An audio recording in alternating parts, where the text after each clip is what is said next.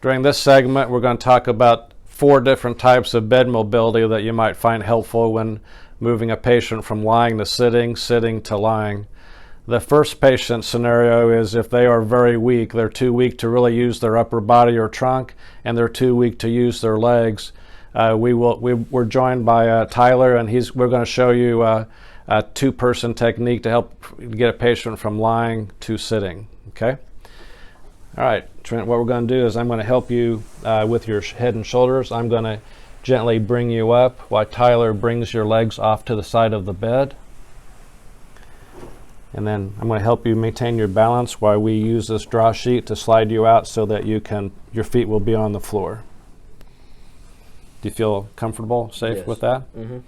Okay, now when we lay back down again, I'm going to support your trunk, and Tyler's going to bring your legs up onto the bed, okay? On the count of 3, we'll go ahead and slowly do that.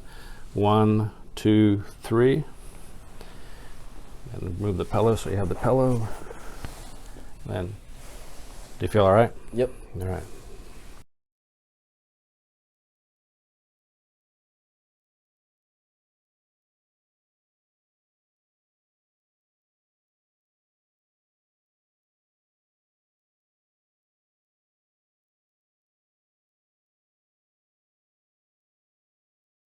We're going to show another technique where a patient has enough upper extremity and trunk strength to help, but their legs need help getting on and off of the bed because of weakness, because of pain, or for some other reason. So Tyler's going to demonstrate that technique now.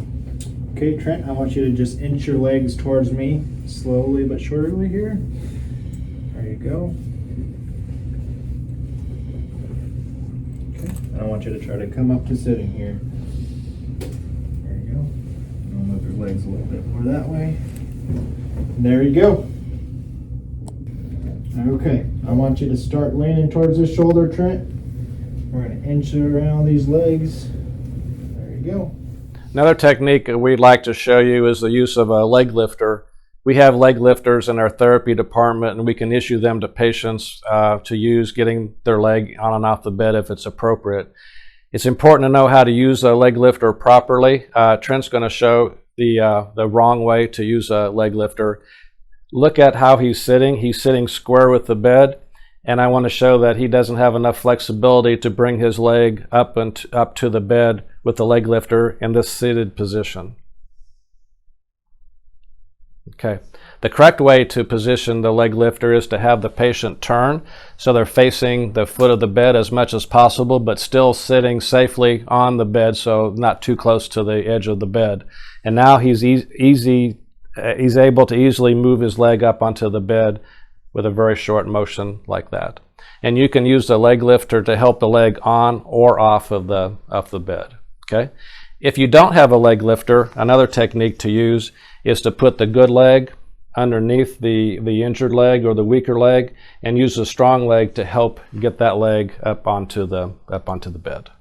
All right, another technique we like to show you is the traditional log rolling method. We use this method when somebody has severe back pain or they have had abdominal surgery, like an exploratory lap or a C-section or something along those lines, where it's very painful to use your abdominal muscles to lift your head and shoulders to get in and out of bed, like the other methods that we've showed you.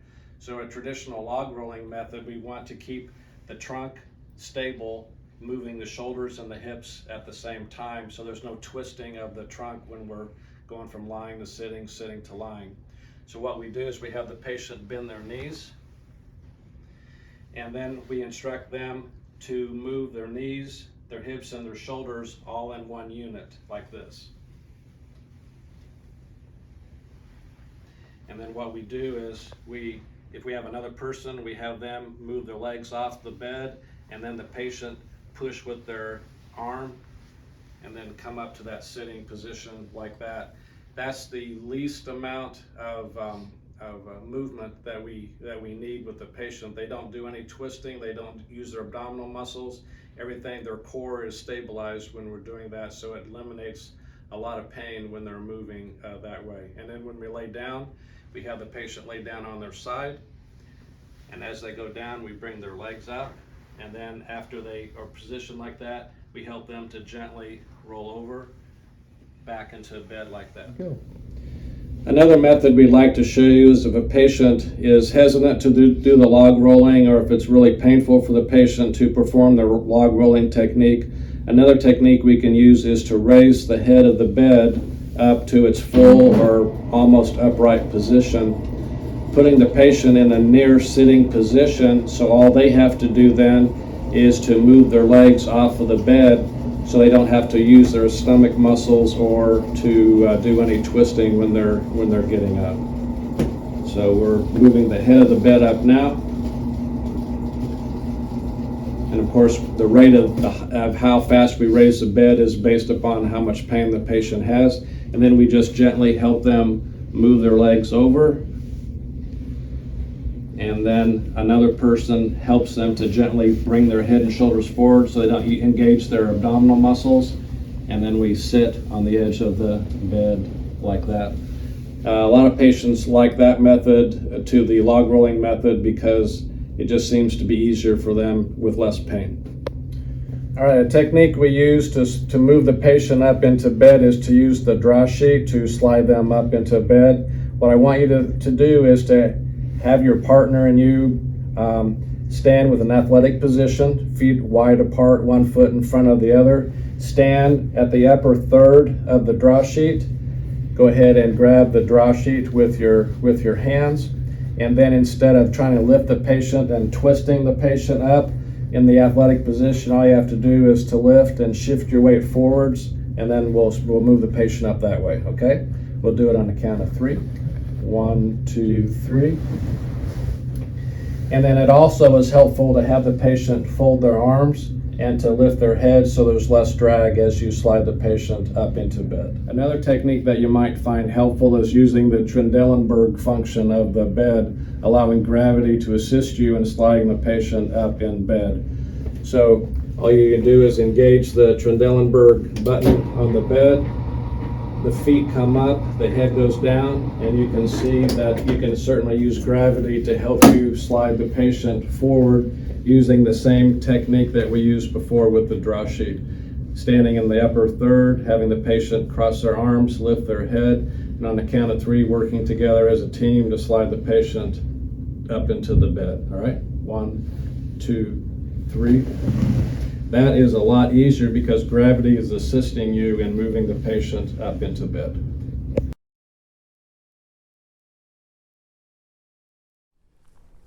Another tool in your arsenal to move patients up and down in bed is the Prevolon Air Tap System. Every room is equipped with an air tap pump like this one. The air tap mattress that goes underneath the patient is a charge item, and it's kept at the nurse's station. And you or the nurse can go ahead and utilize that anytime you think that you will have difficulty moving a patient up and down in bed. Now the other system that where I'm talking about, the charge system, it's a blue air mattress basically that's deflated, and this pump fits into an outlet on the side of that air mattress. You hit the button and the mattress inflates immediately. It has handles on the side, and 2 people can easily move a 300-pound patient around in bed almost effortlessly because of the frictionless aspect of the air mattress. And so this is a very good tool for your disposal in moving patients around in bed. I just want to emphasize the importance of using good, proper body mechanics when you help a patient put their legs on the bed and helping the patient move their legs off of the bed, because a normally proportioned 300-pound male, their leg weighs 90 pounds. And so if you're trying to lift the leg from the floor up into the bed using poor body mechanics, there's a likelihood that you may injure your back. So let's go ahead and demonstrate the safe way to move that up onto the bed. All right. So we're going to head and lay down. I'm just going to use good body mechanics. I'm going to have an athletic position. I'm going to bend my hips and knees. I'm going to use my legs to help lift your leg up onto the bed, not to bend forward and to lift your leg up with a straight knee, flat back posture. Okay. And also it's important to think about if you're moving both legs in, you'll probably need one person at least for each legs instead of one person trying to lift both legs into bed at the same time. Now we're coming to the ambulation or gait portion of the orientation.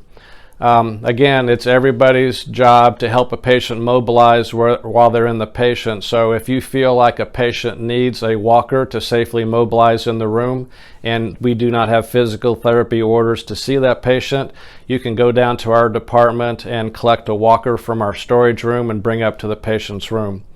Just for your awareness, we have two sizes of walkers. They're labeled short for those patients who are 5'4" and below, and standard for those patients who are 5'5" and above. Now, to properly size a walker, you have the patient stand up with their arms at their side. The height of the handle of the walker should fit the patient right where their wristwatch would fit, so that when they put their hands up on the handles, there's a slight bend in the elbow. If a patient cannot stand for you to do that, you'll just have to do your best guesstimate of what that height is and then adjust it after the patient stands up. It's always important whenever a patient is out of bed to use the gait belt. Every patient room at Newman Regional Health has been issued a gait belt, so there's no reason not to use a gait belt. The gait belts in the patient's room are black, and they're located either in the closet or in a drawer in the patient room. Now, I want to emphasize how to put a gait belt on. You'll notice that there is one end that has teeth. It looks like a little alligator mouth, and the other side is smooth. What you do is you put the belt around the patient, and then you put the tail of the belt through the teeth. You see the teeth right here, and then you secure it. Go ahead.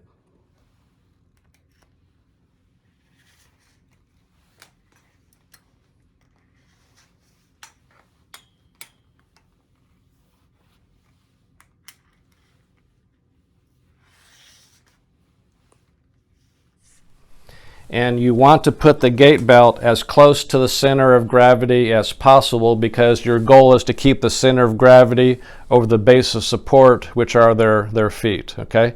Now, if they do have had an abdominal surgery or some abdominal pain or some back surgery or back pain, you may, or if the patient is pregnant, etc., you may have to move the gait belt up. Just be aware that you can still help the patient, but you're not controlling the center of gravity as much, and just to be aware of that. But anytime a patient gets out of bed to walk to the bathroom, to walk in the hall, to do a transfer, they need to have their gait belt on. As you're walking a patient, if a patient has a weaker side, say the right side is weaker or the left side is weaker, you as a care provider want to stand and walk on their weaker side, because 99% of the time, if they lose their balance, they're going to lose their balance to their weaker side. So as a patient is walking, I stand on their weaker side with the hand on the gait belt, helping them maintain their center of gravity over the base of support. Now, in order for a patient to stay standing, they need to have three contact points or stability points. One is their feet needs to be on the floor. Their feet aren't sliding, which is why we use the shoes or the socks that have the skids on the bottom, so the patient's feet don't slide. We have the gait belt to keep their center of gravity over their feet or the base of support. And then if needed, I can control their shoulders if they start losing trunk control while they're walking. If I lose one or two of those points of pressure or contact, a patient has a likelihood of falling down, because if they, again, remember, they're going to be falling towards you, so I can quickly move in and prevent their lateral movement if I'm walking on their weaker side. If they're falling away from me, I have their gait belt. I can control their belly button, but their shoulders are falling, their feet are sliding, and you've lost control of the patient. You need to control the feet and the belly button at least in order to keep a patient from falling down. If you lose control of a patient, the safest thing to do is just to slowly lower them to the floor safely without injuring the patient. The proper way to hang on to a gait belt is to put your hand underneath the gait belt and hold the gait belt this way, because when a patient loses their balance, they're falling down towards the floor, and you can have a secure hand on the gait belt. If you hold the gait belt this way and a patient falls, they will quickly slip through your fingers and fall to the floor. So make sure that you hold the gait belt with your fingers tucked in like this. You want the gait belt to be firm enough that it's not going to slide up and down if that patient loses their balance, but you don't want it so tight that it's uncomfortable for the patient. So just firm, comfortable around the patient is what you need to think about with that. Now, if you put the gait belt on when the patient is sitting, when they stand, their body position is going to be different. There's going to be weight shifting, and you may have to retighten the gait belt once the patient stands up. There are different sizes of gait belts, but the ones that are in the patient's room basically have a circumference of around 54 inches. And so if you have a patient that their waist size is larger than 54 inches, you may have to move the belt up a little bit so it's around the chest instead of around the waist. And also something to consider with women's anatomy, that if we cannot put the gait belt where it normally is around the waist, we can always move the gait belt up higher, just like we did with the male.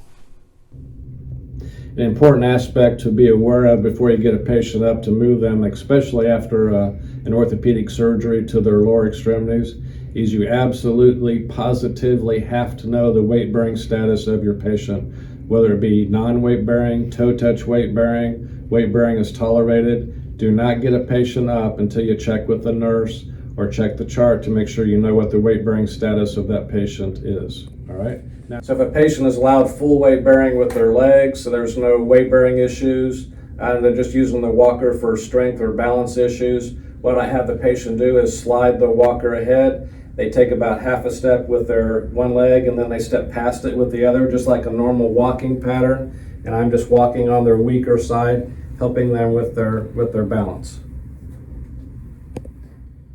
Right. If a patient has an orthopedic condition or is an injury and is only allowed partial weight bearing on one of his extremities, the way to properly ambulate is to move the walker ahead, move the injured leg into the walker first, so that the foot that has the partial weight bearing status is directly underneath the feet, underneath the hands, so that when he pushes with his hands and straighten his elbows, he's able to take weight off of the foot that's underneath his hands. And then he steps through with his uninvolved leg, slides the walker forward, steps with the injured leg, push with his hands to take as much weight off the leg as he needs to, and keeps progressing down the hallway that way. Now, I want you to remember that when you're walking with a patient, encourage them to stand up as straight as possible. Some people are really bent over when they're walking and they are unable to stand up fully, but encourage the patient to stand up as straight as they can when they're walking with the walker.